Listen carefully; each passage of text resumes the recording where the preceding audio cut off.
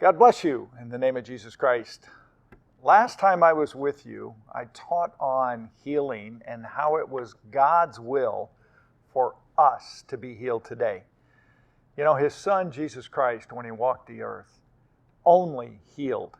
He never made anyone sick. He always did the Father's will. And God's will is that we are healed today. There's a section in John 15 that I want to go over tonight. In John 15, Jesus Christ is speaking, and He's going to make a comparison between Himself and a husbandman. He says in verse 1, I am the true vine, and my Father is the husbandman. Every branch in me that beareth not fruit, He taketh away.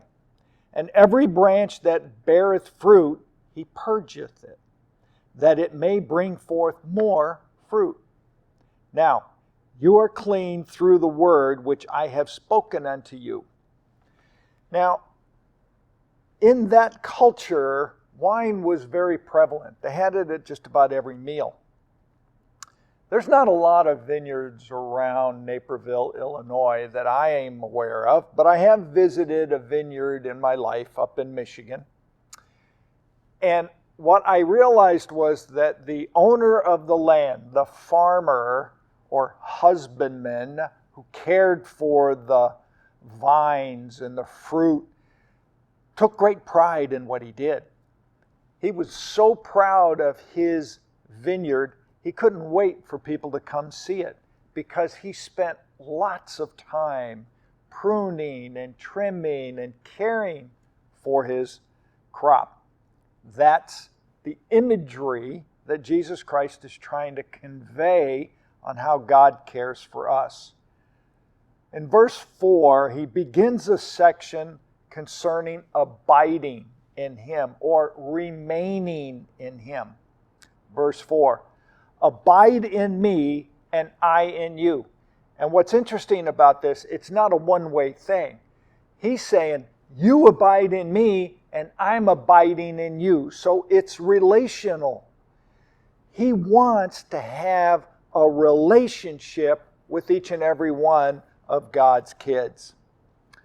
As the branch cannot bear fruit of itself, except it abide in the vine, no more can ye, except you abide in me.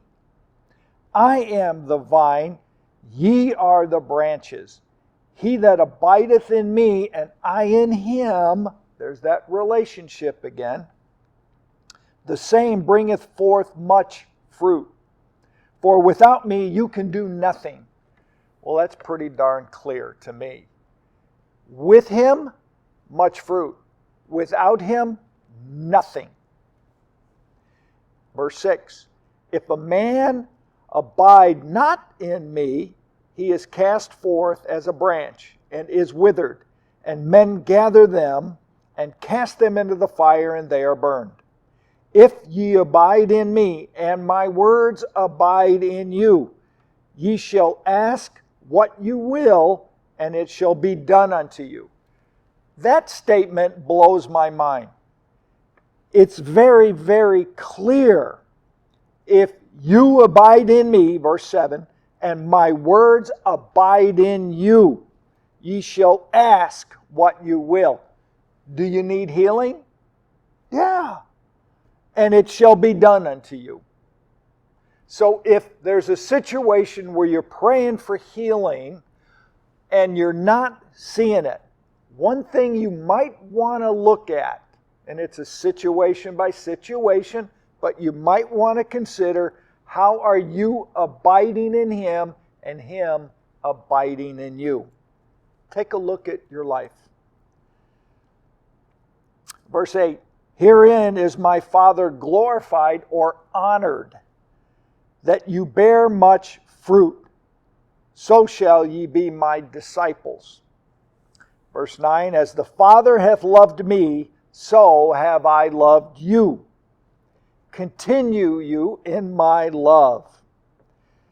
In that section I just read, abide is used 7 times. 7 times in 5 verses.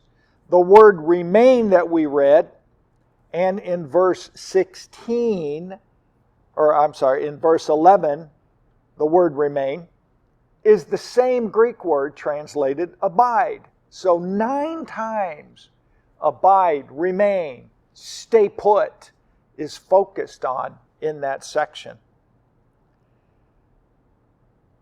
Verse 11, these things have I spoken unto you that my joy might remain or abide in you, that your joy might be full.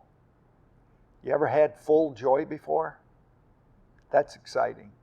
Joy's an inside job. It's not happiness. Happiness comes and goes, but joy in your heart just stays. To close, look at verse 16. Jesus Christ says, you have not chosen me, but I have chosen you and ordained you that ye should go and bring forth fruit, and that your fruit should remain. There's that word again. That whatsoever ye shall ask of the Father in my name, He may give it to you. I encourage you to abide in Him and let Him abide in you. The promise is clear. Then whatever you ask will be provided for you. God bless you.